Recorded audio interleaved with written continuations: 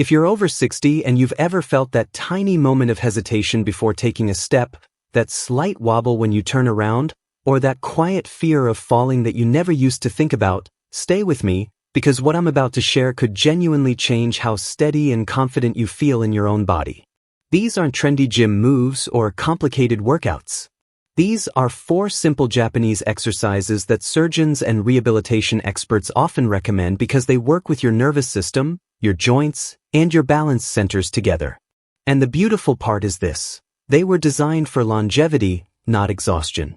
By the end of this video, you'll understand why so many older adults in Japan stay upright, stable, and independent well into their 80s and 90s, and how you can start rebuilding your balance safely, starting today.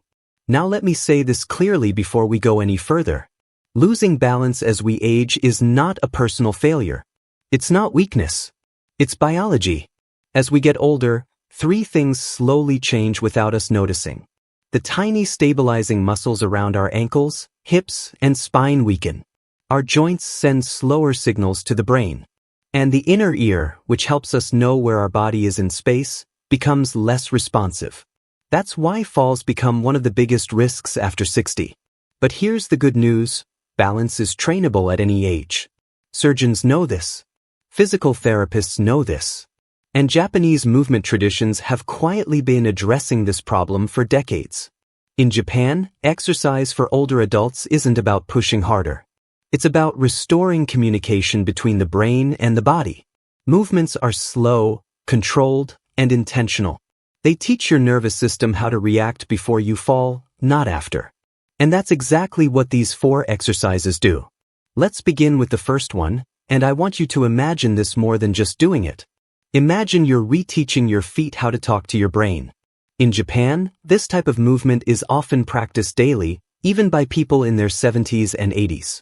You start by standing tall, feet hip-width apart, eyes looking forward. Your arms hang relaxed by your sides. Now, very slowly, you shift your weight onto one foot. Not fast. Not forced. Just enough that the other foot becomes light, almost like it could float off the ground. You hold that for a few seconds, breathing calmly. Then you gently return to center and switch sides. What this does is powerful. Your ankles, knees, hips, and core all wake up at the same time. Surgeons approve this kind of exercise because it strengthens the exact muscles that prevent sideways falls, which are the most dangerous. If you need support, you can lightly touch a chair or wall. That doesn't mean you're weak, it means you're smart. Over time, your body learns to stabilize itself again. This is balance at its most basic and most important level. As you practice this, you might notice something interesting. At first, your body might shake a little. That's not a problem. That's your nervous system recalibrating.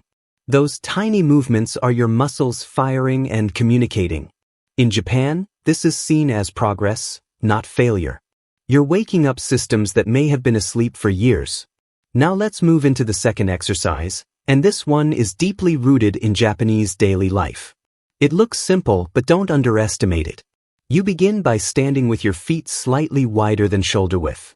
Your toes point slightly outward. Slowly, you bend your knees and lower your body just a little, like you're about to sit down, but you don't sit. You keep your chest upright and your heels grounded. Then you slowly rise back up.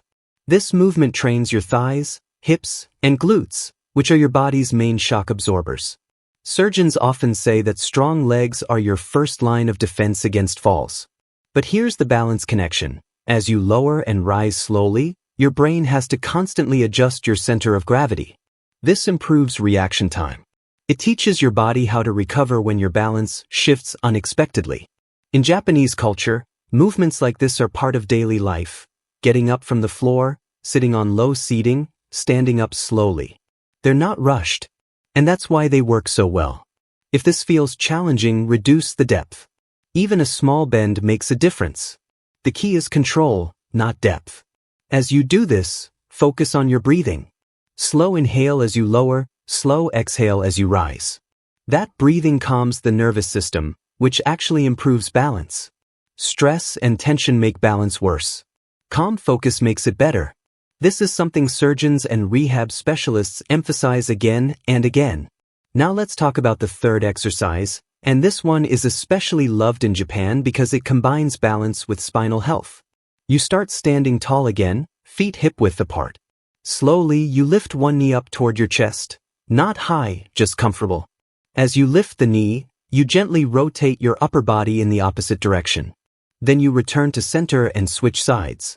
This movement trains something crucial called cross-body coordination. As we age, we often lose this without realizing it. Our movements become stiff and isolated. But walking, turning, and catching yourself during a stumble all require the left and right sides of your body to work together. Surgeons approve this type of movement because it reduces the risk of rotational falls, which happen when people turn too quickly and lose balance. Go slow.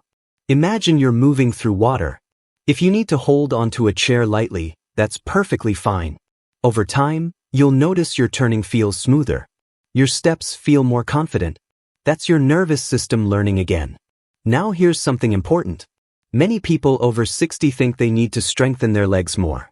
And yes, strength matters. But balance is just as much about awareness. This exercise trains your awareness in space. Where is your body? Where is your weight? How does it shift? Japanese movement traditions focus heavily on this awareness, and modern medicine is finally catching up to that wisdom. Let's move into the fourth and final exercise, and this one might surprise you because it's incredibly gentle.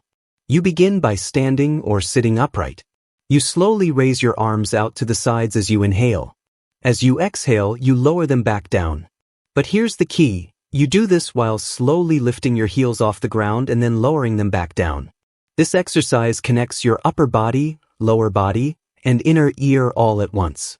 The inner ear plays a massive role in balance, and gentle vertical movement like this stimulates it safely. Surgeons often recommend heel raises for fall prevention, but when you add slow arm movement and controlled breathing, it becomes a full balance retraining exercise. If lifting both heels feels unstable, you can lift one heel at a time. Or you can hold onto a chair. Remember, safety always comes first. In Japan, exercises are adapted, not forced. The goal is longevity, not perfection. As you practice this, you might notice your posture improving. Your chest opens. Your breathing deepens. Good posture alone reduces fall risk because it keeps your center of gravity aligned. Slouching shifts it forward, making you more likely to stumble. Now let me talk to you honestly for a moment. Balance doesn't disappear overnight, and it doesn't come back overnight either.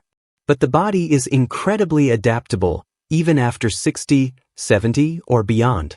Surgeons see patients regain stability every day, not through intense workouts, but through consistent, gentle retraining like this. If you practice these 4 exercises for just 10 to 15 minutes a day, you are sending a powerful message to your body. I want to stay upright. I want to stay independent. And your body listens. You may also notice something else over time. Your confidence returns. And confidence itself improves balance. Fear of falling makes the body tense and reactive. Calm confidence makes it fluid and responsive. This is why Japanese elders often move with such quiet assurance. They trust their bodies because they've trained them gently for years. One more thing I want you to remember: never compare yourself to anyone else. Your balance journey is yours. Some days will feel easier. Some days harder. That's normal. Progress is not a straight line, and that's okay. If you've had surgeries, joint replacements, or medical conditions, these exercises are generally safe, but always listen to your body and follow your doctor's advice. Pain is not a signal to push through. Discomfort can be normal. Pain is not. As we age, staying balanced is about staying connected to the ground, to our breath, and to our awareness. These 4 Japanese exercises bring all of that together in a way that modern science now fully supports. If you found this helpful, take a moment to imagine how your life could feel with better balance. Walking with confidence. Turning without fear. Standing tall again. That future is not behind you. It's still available. Thank you for spending this time with me. If you want to continue strengthening your body safely and naturally as you age, make sure you stay connected here. Your health journey doesn't end after 60. In many ways, it's just beginning.